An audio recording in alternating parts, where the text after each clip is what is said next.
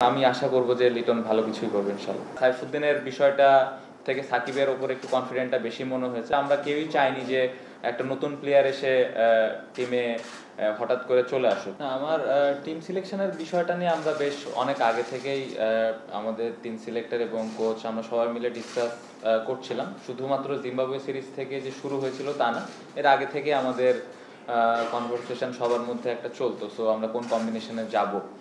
So import যদি বলেন, আমরা সবাই মিলে ডিসিশন নিয়েছি এবং প্রত্যেকটা মিটিংয়ে আমি ছিলাম, কোচ ছিলেন, পাশাপাশি 3টা সিলেক্টর তো ছিলেন। সো আমাদের সবার সম্মিলিত ডিসিশন এটা।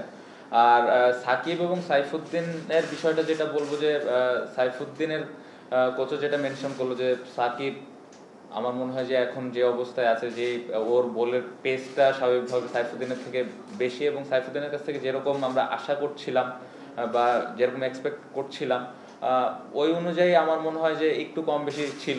টোটাল যদি আমি বলতে চাই, আমি পুরো ডিটেলে বলতে চাই না, বাট দুজনই খুব ক্লোজ ছিল। সো আমাদের কাছে সাইফুদ্দিনের বিষয়টা থেকে সাকিবের ওপর একটু কনফিডেন্টটা বেশি মনে হয়েছে ওভারঅল প্যাকেজ যদি আমরা চিন্তা করি এবং ওখানকার কন্ডিশন সব কিছু মিলাই আমাদের কাছে মনে হচ্ছে যে সাকিব বেটার অপশন হবে।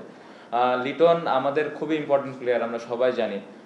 যদিও রিসেন্টলি কয়েকটা সিরিজ হয়তো ভালো যায়নি, এটা আমি বিশ্বাস করি এটা হতে পারে, প্রত্যেকটা ক্রিকেটারের হতে পারে, বাট লাস্ট মোমেন্টে আমরা কেউই চাইনি যে একটা নতুন প্লেয়ার এসে টিমে হঠাৎ করে চলে আসুক। কারণ যে নতুন প্লেয়ারটা আসবে এরকম একটা বড় ইভেন্টে তার জন্য হয়তো ডিফিকাল্ট হবে। সো এই জন্য আমরা এক্সপিরিয়েন্সটাকে ওইখানে মূল্য দিয়েছি এবং আমি আশা করব যে লিটন ভালো কিছুই করবে ইনশাআল্লাহ।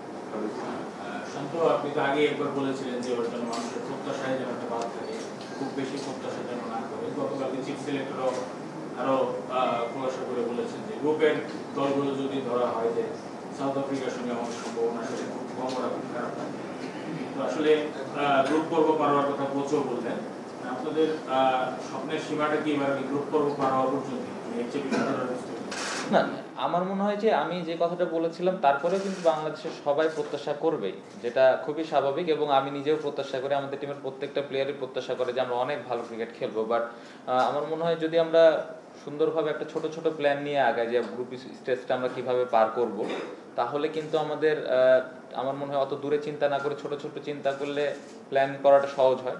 আমরা যেই গ্রুপে আছি তুলনামূলকভাবে খুব একটা যে দুর্বল গ্রুপ সেটা বলবো না। সো আমাদের জন্য এটা ডিফিকাল্ট হবে। যদি আমরা এটা পার করতে পারি তখন আমরা আবার সুন্দরভাবে আলাদা আলাদা করে প্ল্যান করতে পারবো। কারণ টি-20তে এটা আমি বিশ্বাস করি কোনো ছোট দল বড় দল নেই।